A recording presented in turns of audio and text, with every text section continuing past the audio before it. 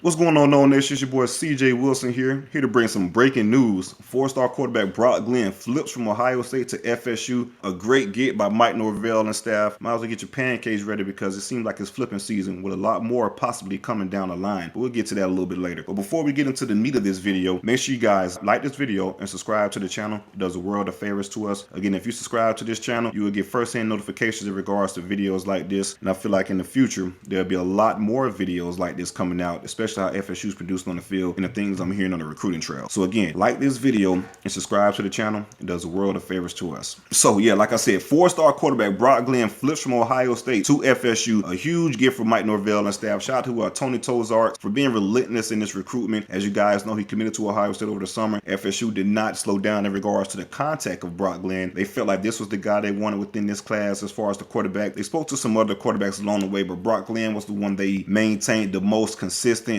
communication with. So shout out to that staff for being relentless in this recruitment and believing in what they're preaching in regards to the message they're sending recruits. Hey, this is what's going to happen in regards to the offense. This is what's going to happen in regards to the product on the field. This is how you fit in within that product on the field and within that offense. But let's back up a little bit to the Brock Glenn's recruitment over the summer. FSU was in a really good spot. Offered Brock Glenn, came to campus for an official visit. There was a lot of buzz in regards to him possibly committed to FSU after that time. And it just made sense, right? The relationships was real strong. Brock Glenn is from Memphis. As we all know, Mike Norvell is the head coach at Memphis. Tony Tozart was on staff under that Memphis regime. And, you know, it's just relations back then. Brock Glenn did say that pretty much runs the same offense that Mike Norvell runs at Florida State in the same offense he ran at Memphis. And it makes sense if you sit back and look at it, right? Mike Norvell had a really prolific offense at Memphis. You can see that the influence he had within the community is evident as head coaches kind of adopted some of the things he ran at Memphis and implemented within their program. And Brock Glenn is an example of that product. So it was a lot of familiarity within the offense. He kind of knew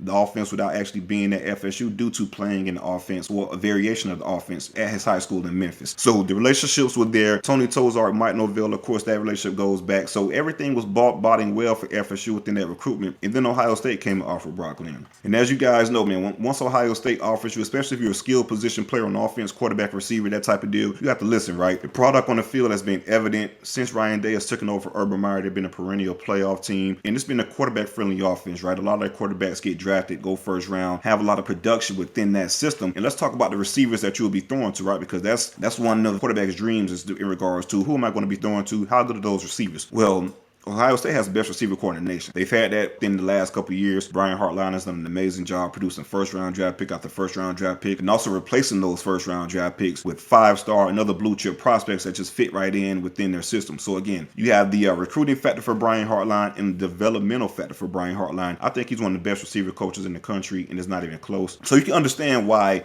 a skilled position, especially a quarterback, will want to entertain Ohio State or commit to Ohio State at that point in time. Fast forward to now, FSU on-field product has been amazing. Offense has been humming. If you look at the offense so far, another concern that Brock Glenn had in regards to not committing to FSU at that point in time and committing to Ohio State at that point in time is the security of Mike Norvell's job, right? Let's be completely honest. FSU, they won 5 games last year, won 3 games the year before that. The on-field product hasn't been great at that point in the summer for FSU and Mike Norvell. It was a lot of you have to show me. And of course, we know this is a results-driven business, right? So for FSU standpoint, if we have had another losing season under Mike Norvell, there would have been rumblings about, you know, him being fired, his job security and things like that. As a quarterback or as a recruit in general, you want to go somewhere that security is safe. You want to go somewhere where, okay, I built these relationships with these coaches over the years. Within a year or two, will those coaches be gone and have to build more relationships? So that's an understandable factor. But FSU on-field product has been second to none. We're currently sitting at 8-3. Offense has been explosive, top 10 offense. Also, the development and the production of Jordan Travis has been amazing this year. I was just talking about Ohio State and what they've done with their quarterbacks and do with their quarterbacks and the production they get. FSU is no different in regards to Mike Norvell and the quarterbacks he's coached and developed over the years. Prime example, Jordan Travis. He's currently at 2,800 total yards of offense, 27 touchdowns with 4 interceptions within 11 games of the season. And as you guys know, a lot of those games, he rarely played in the second half because of blowouts. So the numbers could be a lot better than that. This is a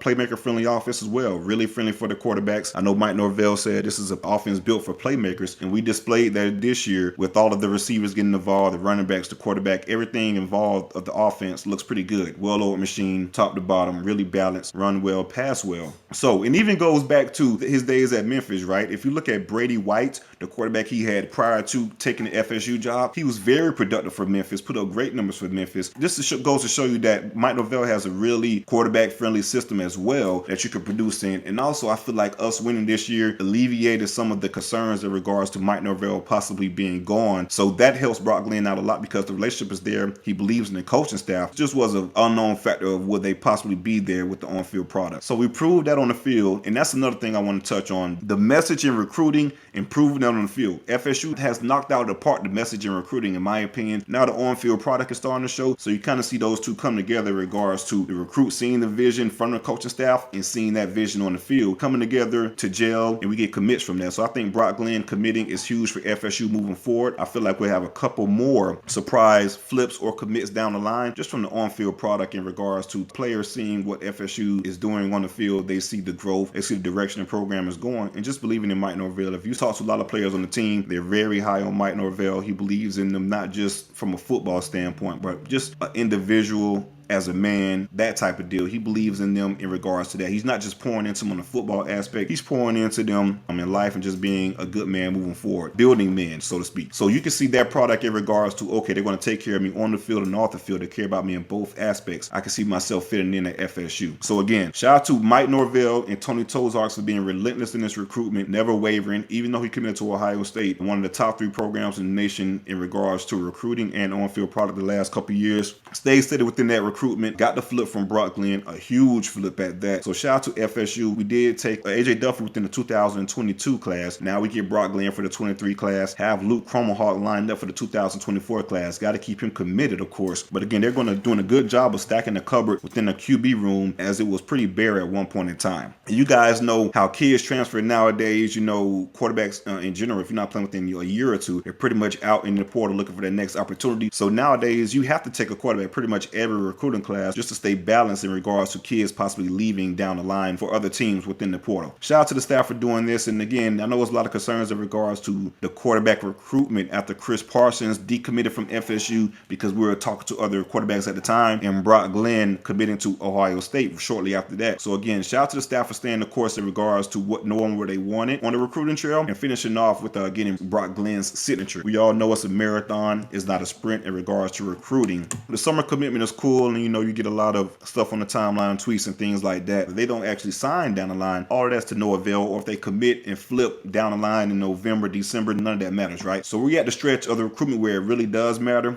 A couple weeks until the signing day. We'll see how FSU finish. Stay tuned. We got more videos coming. Like I said, like this video and subscribe to the channel. You'll get first-hand notifications when more flips come for the nose. Appreciate the love. Go Nose. It's the Roll Up Network. CJ Wilson. We'll be back again shortly.